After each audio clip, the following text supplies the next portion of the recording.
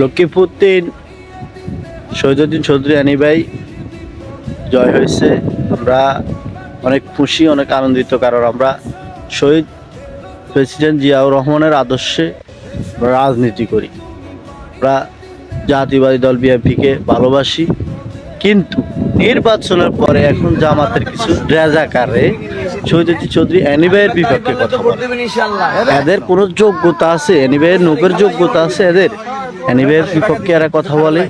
তারপরে যায় ডক্টর রেজাউল নাকি তার নাম, সে আনি ভাইয়ের বিপক্ষে কথা বলে। এখন এতদিন আনি ভাইয়ের সাথে হাঁটছে, আনি ভাই তারে ভাই মনে করে জায়গায় জায়গায় নিয়ে ঘুরছে, মানে যাতে মানুষের কাছে পরিচিত হয়। আনি ভাই পরিচিত যদি না করে দিত এরে, ও একটা ফিব্রত এরে চিনত না। এরে কে চিনে এরে? এখন কিছু জামাতের লেদা হলাই যারা নতুন ভোটার হয়েছে, এখনো ভোটার হয়নি, তাদেরকে তারা বুঝায় যে জামাত এমনি এমনি কর। তো তোরা তো বহু জান্নাতের টিকিট পেয়েছে, তো জান্নাতের টিকিট এগুলো কইরে নাটকগুলো বন্ধ করে নির্বাচন আগে বহুত সহ্য করছি। তোরা দেখ কত নম্বর খারাপ, তোদের রাজাকার, তোরা নির্বাচনে হারি প্রমাণ দিস। তোদেরকে একটা কথা বলবো, তোরা শহীদুদ্দিন চৌধুরী আনি ভাইকে নিয়ে যদি আর একটা কথা বলস, আমি এখনো কোনো ভিডিও ফেসবুকে দিই নেই, এখন দিতেছি।